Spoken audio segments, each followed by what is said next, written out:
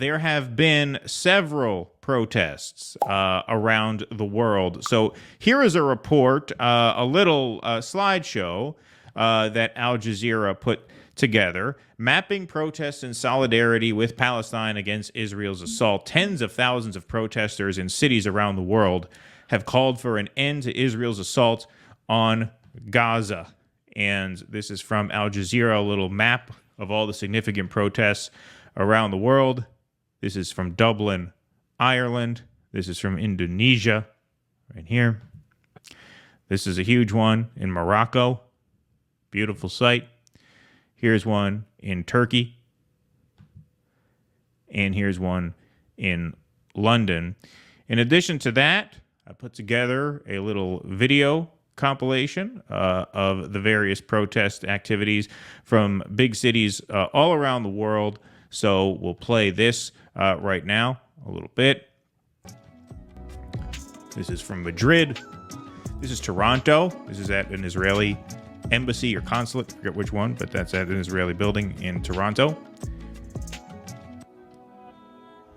This is Washington, D.C. This was a spontaneous protest, so this wasn't planned in advance. This was the night of the hospital strike. Thousands of people showed up outside the White House. This was as Biden departed for Israel, obviously. Dallas, Texas. Not necessarily what we think of as a hotbed of left radicalism. It's great to see that there. Montreal.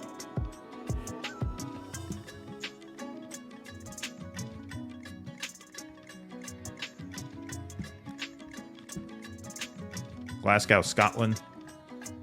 Huge crowd. Look at that, as far as the eye can see. New York City. This is Washington Square Park. This is a candlelit vigil for the victims of the hospital strike. Notice a rabbi right in the front row. And this, of course, in Paris, France.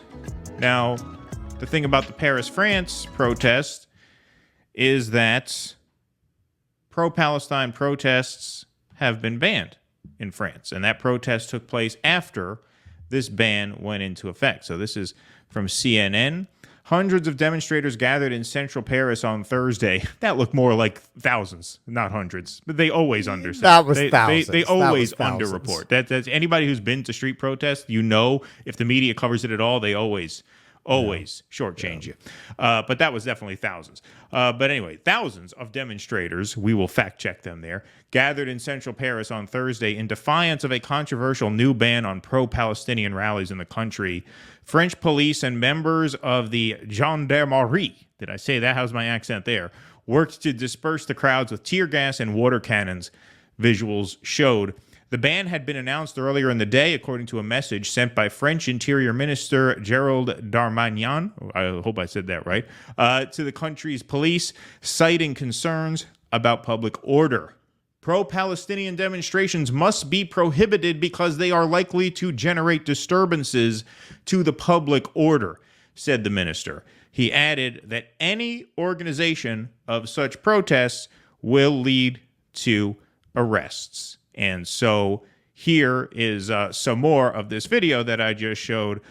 This is also from Al Jazeera, documenting some clashes with law enforcement, not only in France, but in Germany as well. I mean, not to get off topic, but didn't they warn us that if we didn't install these neoliberal centrists like Macron and Trudeau, we were going to get fascism?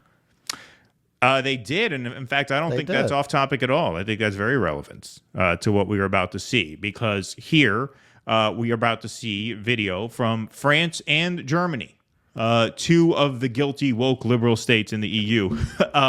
Here they are cracking down on protests against the systematic genociding of the most vulnerable population, arguably, on the planet. Free Palestine! Free Palestine! Free Palestine!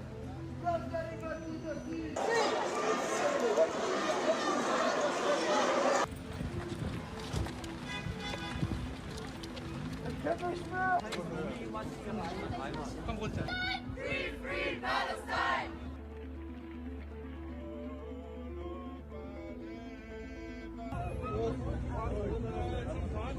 Hallo? So I'm arrested because I said free Palestine. If you have a problem with German law, yeah, then there's the way. Or take the nearest airport. Wo wird sie hin?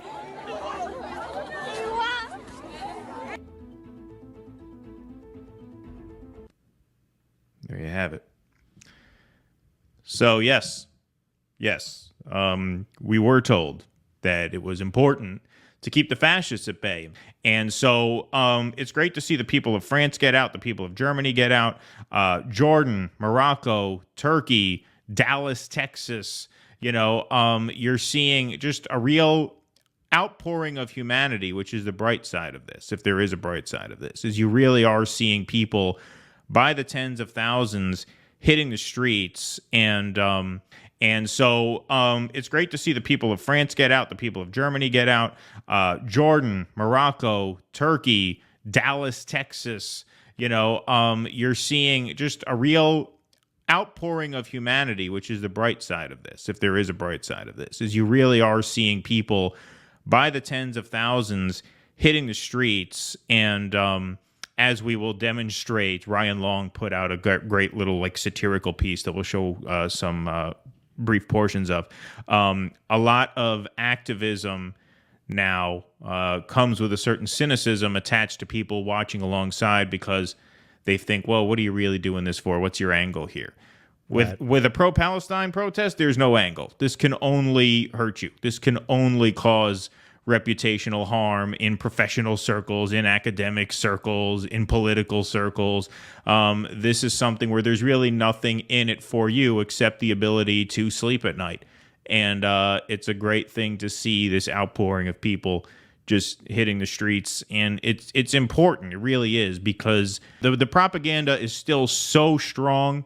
It's still so insidious. The censorship is still so brutal, and I expect that will continue. But the only way to break through that is to show strength in numbers, to show that we will not be fooled by this and we will not be deterred by this. We are not going to sit quietly while 1 million children are wiped out just because we're supposed to keep our mouths shut. And that's what these protests really demonstrate. And it's a great thing to see in a very dark time. You're right. And it, in many ways, redeems a lot of ideas that we on this show have been critical of, not so much the ideas, but in practice. We've been very critical of a lot of the critical race stuff, not on its premise. We've always been clear about that, but on its execution, because we've seen it as something that, I think I can speak for Keaton here, that was being manipulated by grifters and the establishment to deflect from discussion of class and economics and to keep people at each other's throats. But the core, and there's been a lot of talk of that from activists about how the professional managerial class stole the social justice movement. Right. And that's not what it was actually supposed to be. Now you're seeing this, and it actually kind of retroactively justifies a lot of what we've been complaining about, because you know what? Apparently millions of people actually heard the core message. Apparently millions of people, that seed really was planted of what it was actually supposed to mean. Yes. That you cannot treat people this way, that you cannot use your arrogant imperial power to shove people in a cage and indiscriminately murder them and treat them as second-class citizens. So not only do I see this as hopeful, I see it as a redemption of a lot of social movements that seemed like they had just gone completely off the rails, actually finding a purpose for their own existence and doing something more superficial than putting a flag on their profile. Right? That's the real shit. This is really meaningful. And I don't think we've seen a clash like this, a generational clash like this, which is largely what it is, since the Vietnam War. That's what this is reminding me of, because during the Vietnam War, until Cronkite said the war is lost, the news, the media very much controlled the flow of information and told it from the State Department point of view. Absolutely. in conflict with these protests. And it was largely generational as it is now. And this is just incredible the way they've lost control of the narrative immediately. It didn't even take time, immediately. Yeah, and I think I second that, it does redeem a lot of these social justice movements that, to our credit, have been co-opted and still are being steered cynically by capital. But apparently they have enough grassroots energy to the point where people come out to fight the real racism. This is real racism. You see, when you look at this, you see the power of real racism. You see the power that is attached to it, the hegemony of it. Real racism is this. Real racism is being told to sit down and take it and watch as a population of 2 million, half of which are children, are wiped out. That's real racism. Real racism is not, Matt Walsh crying about The Little Mermaid. Real racism is this. And it's a scary thing, and it's something that has to be resisted very, very forcefully, and it's a great thing to see when it happens. It really is. And I hope from the bottom of my heart, I haven't covered, and I think anyone who's watched our show for a while knows I'm the driving force in most of the culture stories. I haven't covered those things because I just absolutely feel like, wow, I really want to cover another story about who should be swimming against who. It's because I saw it as a booby trap that we had to disarm to get to the real shit. I felt like it was something that we couldn't avoid. But you know what? When times get serious, that all takes care of itself. Like that shit falls by the wayside. Exactly. You see anybody talking about those things, and Right. you won't. Yeah. You won't. World War III, nobody's going to be arguing about who should play a fucking mermaid. I promise you. That's right. That's exactly right. Please clap.